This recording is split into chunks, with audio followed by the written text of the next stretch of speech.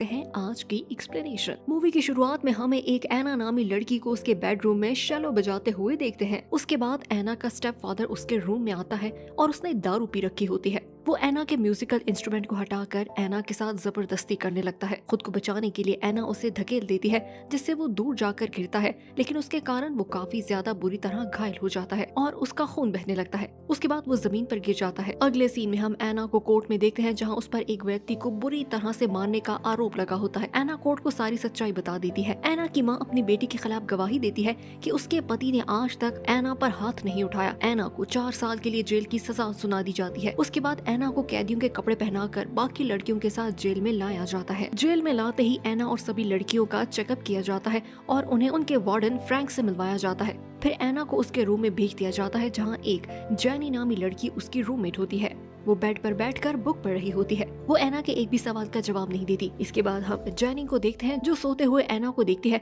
और इसे देखकर आकर्षित हो जाती है और खुद को लुभाने लगती है।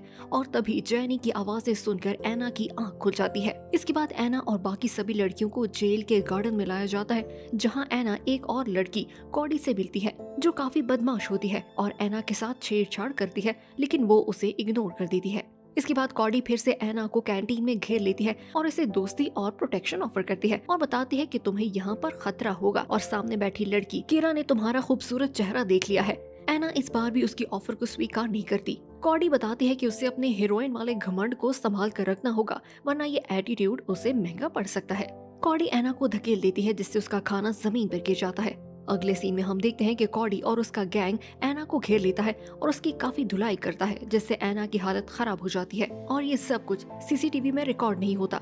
इसके बाद नर्स एना को चेकअप करने लगती है और वहीं पर खड़ी मैनेजर उससे पूछती है कि आखिर तुम्हारे साथ क्या हुआ, लेकिन एना उस पर खामोश रहती है। नर्स जैन उसके घाव देखती है जिस पर वो एना से कहती है कि उसे उस बारे में फ्रैंक को बताना चाहिए। इसके बाद एना वार्डन फ्रैंक के ऑफिस में जाती है और उसे सारी बात बताती है, लेकिन फ्रैंक कुछ और ही सोच कर बैठा होता है। वो एना को टैलेंट शो में भाग लेने की ऑफर देता है और उसके बालों को सहलाने लगता है। एना डर कर वहाँ से भाग जाती है और अपने सेल में आ जाती है जहाँ जैनी उसका इंतजार कर रही होती है। एना जैनी को सब कुछ बता देती है जिस पर एना बताती है कि वो 5 सालों से इस जेल में जिंदगी बिता रही है और उसे रिलैक्स रहने की जरूरत है। इसके बाद जैनी एना को किस करने लगती है और यहीं पर दोनों इंटीमेट हो जाते हैं। अगले दिन क्लास में सभी लोगों को टीचर द्वारा ग्रामर के बारे में पढ़ाया जा रहा होता है। तभी मैनेजर एना को क्लास में लेकर आती है और सभी से इंट्रोड्यूस करवाती है और यहीं पर क्यारा उसे घूर रही होती है। स्कूल के बाद क्यारा एना को अप्रोच करती है और इसके साथ छेड़छाड़ करने लगती है।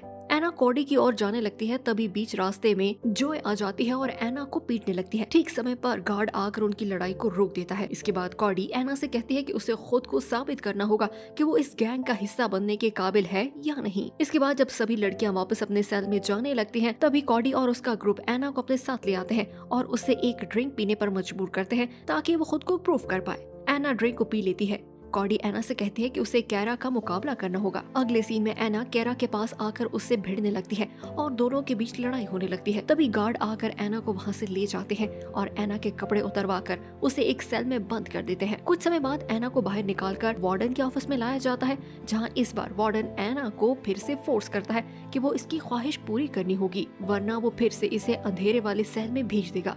वार्डन की जबरदस्ती करने पर एना मान जाती है और जो वार्डन चाहता है वो एना करती है। लेकिन कुछ समय बाद हम एना को शावर लेते समय वॉमिट करता हुआ देखते हैं क्योंकि उसे अपने किए पर पछतावा हो रहा होता है। इसके बाद हम एना को कॉडी के रूम में देखते हैं जहाँ उसकी फ्रेंड जो कि इसके बाजू पर टैटू बना रही होती है और इसे पीने के लिए वही देसी शराब देती है जो इसने पहले पी रखी थी। कॉडी एना को जेल के माहौल में ढाल रही होती है और वो एना में इंटरेस्टेड भी होती है। इसके बाद वो एना के साथ इंटीमेट होने की कोशिश करती है और जैसे ही वो अपने कपड़े उतारने लगती है तभी गार्ड वहाँ आ जाता है और एना को वहाँ से ले जाता है और उसे मीटिंग रूम में ले आता है जहाँ वो कैरा को किसी व्यक्ति के साथ झगड़ते हुए देखती है। यहाँ एना की माँ इससे मिलने के लिए आती है और इसे अपने पति की मौत का दोषी ठहराती है और बताती है कि उसके पिता बहुत अच्छे इंसान थे। गुस्से में आकर एना अपनी माँ डार्लिन को सारी सच्चाई बताती है कि उसका पिता उसके तन का उपयोग करता रहा है और उनके बीच काफी स्पेशल रिलेशनशिप था। ये सुनते ही डार्लिन अपनी बेटी एना को स्लैप करती है और वहाँ से जाने लगती है। एना अपनी माँ को कहती है कि वो आज के बाद मुझसे मिलने के लिए कभी ना आए। अगले सीन में हम देखते हैं कि क्यारा फिर से एना पर हमला करने लगती है, लेकिन यहाँ 2 ग्रुपों के बीच लड़ाई हो जाती है। एना ऐसी लड़ाई से बच निकलती है, लेकिन गार्ड उसे पकड़कर फिर से वार्डन के ऑफिस में ले आता है। यहाँ हमें पता चलता है कि वार्डन उसे 2 हफ्तों के लिए ड्रग्स देकर उसे सेल में बंद रखता है और उसके बाद फिर से उसका फायदा उठाते हुए दिखाई देता है। अब इसके बाद फिर से हम एना को शावर में रोता हुआ देखते हैं। फिर हम एना को वापस उसके सेल में जाता हुआ देखते हैं, जहाँ जाते हुए वो जैनी को स्लैप करती है और उसके बाद रोते हुए उससे माफी मांगने लगती है। अगले सीन में गार्ड सभी लड़कियों की इंस्पेक्शन करता है और उसे जैनी के फेस पर निशान दिखाई देता है। एना बताती है कि ये उसने किया है। गार्ड फिर से एना को वार्डन के पास ले जाता है और इस बार वार्डन एना को अपनी चेयर पर बिठाकर उसे मसाज देता है। सीन यहीं पर कट हो जाता है और फिर से एना कॉडी के रूम में दिखाई देती है। एना कॉडी से कहती है कि अब उसका इस पर भरोसा उठ चुका है और उसके बाद दोनों के बीच फाइट शुरू हो जाती है। फिर एना वापस गार्डन में चली जाती है और अपने रूममेट जैनी से बात करने की कोशिश करती है, लेकिन वो इसका जवाब नहीं देती। एना काफी स्ट्रेस में होती है, इसलिए वो दूसरी लड़कियों के पास जाकर उनसे ड्रग्स ले लेती है। एना को ड्रग लेता हुआ देख कॉडी उसके रूम में आ जाती है और उसे इस हालत में देखती है तो उस पर चिल्लाने लगती है। अगले सीन में हम क्यारा को देखते हैं जो नशे की हालत में खड़ी एना को पीटने लगती है। इसी समय एना ने कपड़े नहीं पहने होते क्योंकि वो शॉवर में होती है। इसके बाद वो मेडिकल रूम में जाती है और नर्स एना की हेल्थ की कंडीशन को देखकर परेशान दिखाई देती है। अगले सीन में हम देखते हैं कि एना फिर से कैमिल से मिलती है। कैमिल एना को फिर से ड्रग्स का डोज देती है, जिससे वो फैंटेसी की दुनिया में खो जाती है और जमीन पर लेट जाती है। इसके बाद एना बाजू पर एक नया टैटू बनवाती है। अपनी नई दोस्त के साथ एना काफी खुश दिखाई देती है। ड्रग्स एना के दिमाग पर चढ़ने लगते हैं, जिसके कारण वो कैरा और उसके ग्रुप से फिर से भिड़ने के लिए पहुंच जाती है और इस बार फिर से दोनों ग्रुप्स में लड़ाई होने लगती है। तभी गार्ड आकर ट्रैंकुलाइजर की मदद से सबको कंट्रोल करते हैं और एना को इस मुश्किल से बचाकर उस सेल में भेज देते हैं। सेल में कॉडी और जैनी दोनों एना को शांत करने की कोशिश करती है, लेकिन एना किसी की नहीं सुनती और सेल में वॉमिट कर देती है और कॉडी से झगड़ने लगती है। कॉडी वापस चली जाती है और जैनी एना को उसके बिस्तर पर लटाकर उसे शांत करती है। वो एना को ठीक करना चाहती है लेकिन नाकाम रहती है और अगले ही दिन एना फिर से कमैल के पास चली जाती है और ड्रग्स लेने ही वाली होती है। तभी कॉडी वहाँ आकर एना को अपनी ओर खींचती है। एना अपनी जान लेने की कोशिश करती है, तभी गार्ड्स ये देखकर वहाँ आ जाते हैं। एना सबको मजबूर करती है कि वो जमीन पर लेट जाए। गार्ड एना की जान लेने ही वाले होते हैं, तभी वहाँ पर फ्रैंक भी आ जाता है और इसकी सजा कम करने की ऑफर देता है, लेकिन वो जानती है कि फ्रैंक की ऑफर की क्या कीमत अदा करना होगी। वो गार्ड्स का मुकाबला करने लगती है, लेकिन वो इससे कंट्रोल करके फिर से अंधेरे वाले कमरे में बिना कपड़ों के छोड़ देते हैं। एना मदद के लिए चिल्लाने लगती है, लेकिन कोई भी इसकी हेल्प को नहीं आता। इसके बाद हमें दिखाया जाता है कि एना फूड वाले ट्रे से खुद को घायल कर लेती है और उसका खून बहने लगता है। गार्ड इसकी बॉडी को नोटिस कर लेता है और वहाँ से निकालकर मेडिकल ट्रीटमेंट के लिए भेज देता है। अगले सीन में हम देखते हैं कि एना की आंख खुलती है और वो खुद को एक वार्ड में पाती है। उसे बांधा गया होता है और उसके चेहरे पर मास्क होता है। यहाँ वो एक महिला डॉक्टर से मिलती है जो इससे कई सवाल करती है और उसके बाद एना को रिहेबिलिटेशन सेंटर में भेज दिया जाता है, जहाँ इसे इसकी पुरानी नर्स जैन मिलती है, जो इसके हैंडकफ को खोलकर इसे बताती है कि खुशी और शांति ढूंढने के लिए यहाँ लोग कैसे अपनी जिंदगी बर्बाद करते हैं। कुछ समय बाद हमें दिखाया जाता है कि एना रिहेबिलिटेशन सेंटर के हॉल में बैठी होती है और वहाँ पर वही नर्स जैन उसे काफी सपोर्ट करती है। एना अपनी लाइफ के बारे में सोचने लगती है और उसके बाद एना कहती है कि उसे अपनी माँ से मिलना है। अगले सीन में हम देखते हैं कि एना को उसकी माँ डार्लिन से मिलवाया जाता है,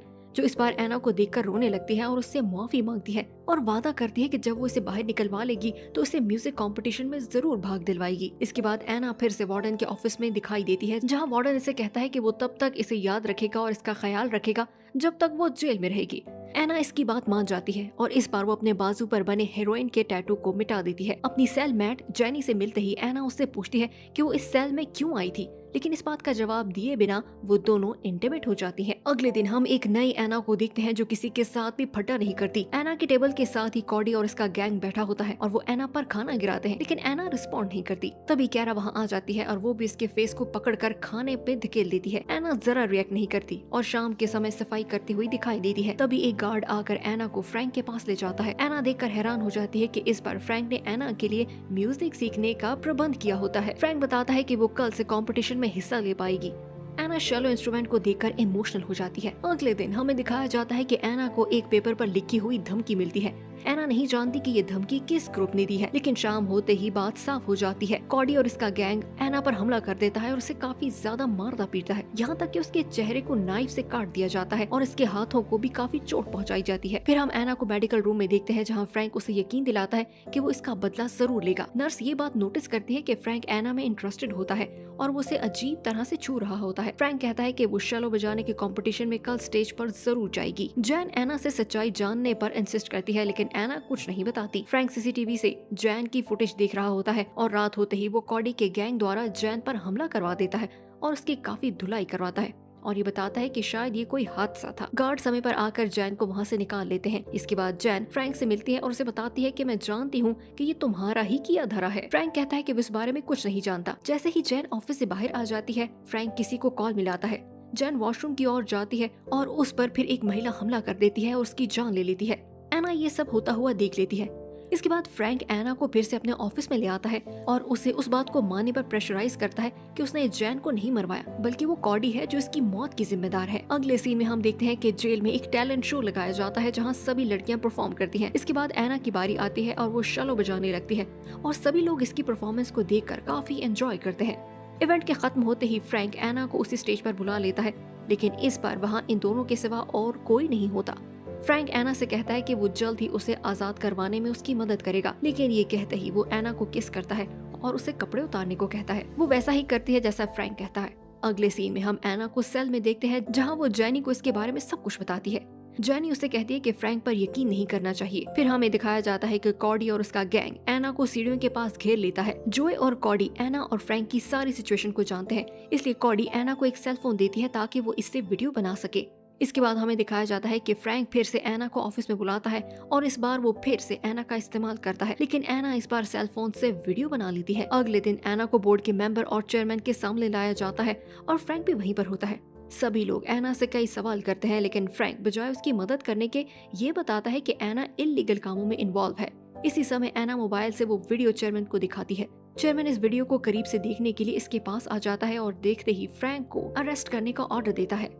पुलिस वार्डन को कैदियों के बीचों बीच से अरेस्ट करके ले जाते हैं। सभी कैदी लड़कियां वार्डन को गालियां देती हैं और उस पर थूकती हैं। इसके बाद एना को एक एडिशनल हेयरिंग में बुलाया जाता है और इसे फाइनली जेल से आजाद कर दिया जाता है। आजाद होते ही एना अपनी रूममेट जैनी से मिलती है और उसे गुड बाय कहती है और इसके बाद उसे बीच रास्ते में कॉडी दिखती है। कॉडी उससे माफी मांगती है। गार्ड एना को जेल से बाहर ले आता है और बाहर एना की माँ उसका इंतजार कर रही होती है। दोनों एक दूसरे को गले लगाते हैं। मूवी के अंत पर हमें दिखाया जाता है कि एना एक बहुत बड़े स्टेज पर शैलो की परफॉर्मेंस दे रही होती है और दर्शकों में एना की माँ और हजारों लोग उसकी परफॉर्मेंस को देख रहे होते हैं। यहीं पर मूवी एंड हो जाती है। आशा करते हैं कि ये वीडियो आपको काफी पसंद आई होगी। मिलते हैं नई वीडियो के साथ। देखते रहिए डेयर एक्सप्लेनर।